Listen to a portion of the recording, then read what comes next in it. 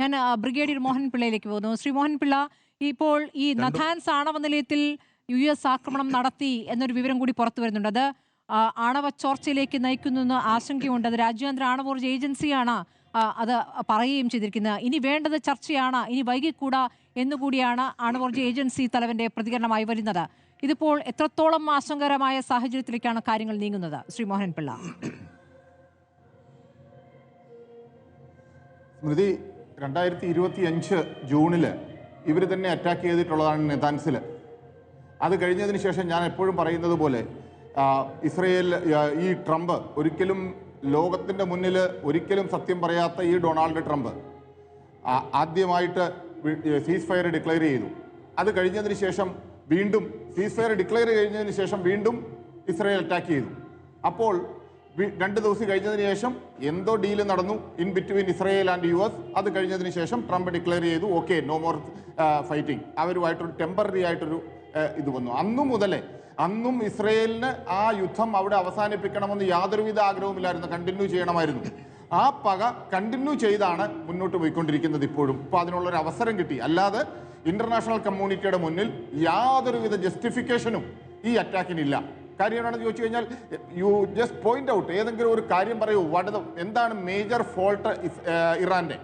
അവർ നെഗോഷിയേഷനോ അല്ലെങ്കിൽ talk fail ആയിട്ടാണെന്നുണ്ടെങ്കിൽ വി ക്യാൻ അണ്ടർസ്റ്റാൻഡ്, അത് നമുക്ക് സമ്മതിച്ചു കൊടുക്കാം. പക്ഷേ അങ്ങനെ ഒരു സംഭവം നടന്നില്ല. പക്ഷേ ഇവിടെ എല്ലാവരും പറയുന്നു GCC രാജ്യങ്ങളെ അറ്റാക്ക് ചെയ്തു എന്ന്. ഈ ശരിക്കുമുള്ള യുദ്ധം ഇവരാരും ശ്രദ്ധിച്ചിട്ടും കണ്ടിട്ടുമില്ല. GCC രാജ്യങ്ങളെ അറ്റാക്ക് ചെയ്യുവാണെങ്കിൽ ഇതൊന്നുമല്ല കാഷ്വാലിറ്റി. അവരാരും സിവിലിയൻസിനെ ആരും അവർ അറ്റാക്ക് ചെയ്തിട്ടില്ല എന്നാണ് എനിക്ക് തോന്നുന്നത്. കാര്യം അവര് മിലിറ്ററി എസ്റ്റാബ്ലിഷ്മെന്റ് US-ന്റെ ബേസിനെ അറ്റാക്ക് ചെയ്യുമെന്ന് അവർ നേരത്തെ തന്നെ ഡിക്ലെയർ ചെയ്തു. ഞങ്ങളെ അറ്റാക്ക് ചെയ്താൽ ഞങ്ങൾക്ക് വേറെ വഴിയില്ല, US-ന്റെ മിലിറ്ററി എസ്റ്റാബ്ലിഷ്മെന്റിനെ അവർ അറ്റാക്ക് ചെയ്യും. You mean to say that ഒരാൾ 2 പേര് മാത്രം മരിക്കുക അല്ലെ ഒരാൾക്ക് പരിക്കേൽക്കുകയാണ് ഒരു യുദ്ധത്തിൽ ഒരു രാജ്യത്തോട്ട് ബോംബാർഡ്മെന്റ്? അതുപോലെ തന്നെ ഇവരുടെ ഇത്രയും അടുത്തുള്ള രാജ്യത്തോട്ട് വിടുമ്പം അത് ഒരു അബ്സേർഡാണ്. രണ്ടാമത്, ഇതിനകത്ത് എല്ലാവരും പറയുന്നു ആര് ജയിച്ചു ആര് തോറ്റു എന്നുള്ള ഒരു വിഷയം ഇവിടെ വരുന്നില്ല. ഇവിടെ ഇറാനെ സംബന്ധിച്ചിടത്തോളം, ഇറാൻ എന്ന് പറഞ്ഞു കഴിഞ്ഞാൽ ഇറാൻ ഒരു മിസൈൽ നഗരങ്ങളാണ്. ഇറാന്റെ മിസൈൽ ഇൻസ്റ്റലേഷൻസും ലോഞ്ച് പാഡും എൻ്റെ ഇറാനിൽ സ്പ്രെഡ് ചെയ്തിരിക്കുകയാണ്. ഇവര് എന്താ പറയാ, ഇസ്രയേൽ ആണെങ്കിലും US ആണെങ്കിലും ഇത് വളരെ നല്ല രീതിയിൽ പറഞ്ഞോളൂ. Hello, can you here me? കേൾക്കാം, പറഞ്ഞോളൂ. ഇസ്രയേൽ US അത് കാരണമാണ് മൾട്ടിപ്രോങ് എല്ലാ ഡയറക്ഷനിലും കൂടി അവർ അറ്റാക്ക് ചെയ്തിരിക്കുന്നത്. ഒരു കാര്യം ശരിയാണ്, അവരുടെ ടാർഗറ്റ് ഐഡന്റിഫൈ ചെയ്തു, ടാർഗറ്റ് അച്ചീവ് ചെയ്തു. ടാർഗറ്റ് അവരുടെ ഇമ്പോർട്ടൻ്റ് ആയിട്ടുള്ള പേഴ്സണാലിറ്റീസ് ആയിരുന്നു, ഹെഡ് ഓഫ് ദി സ്റ്റേറ്റ് ആയിരുന്നു. ആ ടാർഗറ്റ് അവർ അച്ചീവ് ചെയ്തു, അക്കംപ്ലിഷ് ചെയ്തു. പക്ഷെ അവർക്ക് കണക്കൂട്ടൽ തെറ്റി.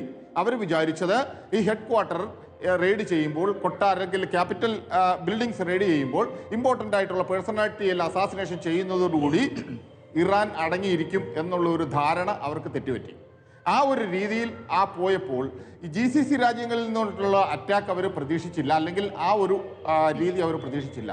ഇറാൻ സ്വാഭാവികമായിട്ടും അവരുടെ മുന്നിൽ വേറെ യാതൊരു വഴിയുമില്ല ഇവരെ ഇതിനകത്തോട്ട് വലിച്ചഴക്കുക എന്നുള്ളതല്ല, അത് വേറെ ഒരു വഴിയുമില്ല.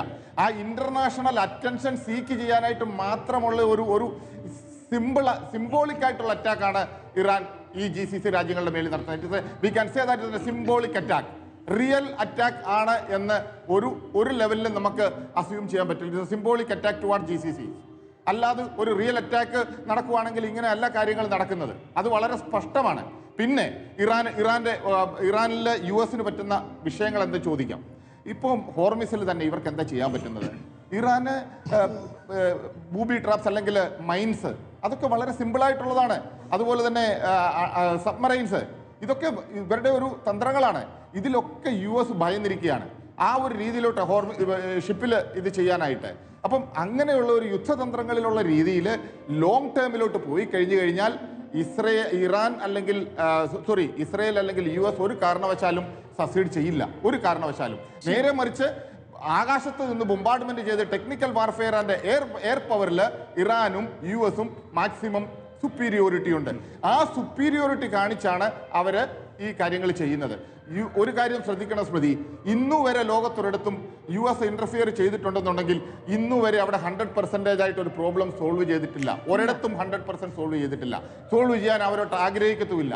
കാര്യം എന്ന് വെച്ച് കഴിഞ്ഞാൽ ടെമ്പററി ഒരു സീസ് ഫയർ അവർ വിഡ്രോ ചെയ്യുക. ഇപ്പം ഞാൻ എല്ലായ്പ്പോഴും പറയുന്നത് പോലെ അവർ വീണ്ടും എന്താ ചെയ്യുന്നതെന്ന് വെച്ച് കഴിഞ്ഞാൽ വീണ്ടും US അല്ലെങ്കിൽ ഇസ്രയേൽ ഈ വരുന്ന ദിവസങ്ങളിൽ ഇന്നും നാളെയും ഒക്കെ ആയിട്ട് complete maximum fire power use ചെയ്ത് ഇറാൻ്റെ മേളിൽ മാക്സിമം ഫയർ പവർ യൂസ് ചെയ്തിട്ട് different way of multi prong attack നടത്തി അവർ അവിടെ നിന്ന് ക്വയറ്റ്ലി വിഡ്രോ ചെയ്യാനുള്ള ഒരു പോസിബിലിറ്റിയാണ് കാണുന്നത്.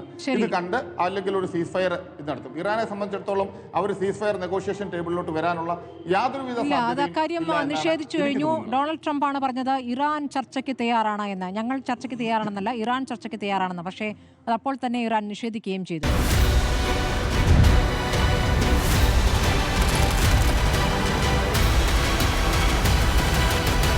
Debate with Smriti Parithikar.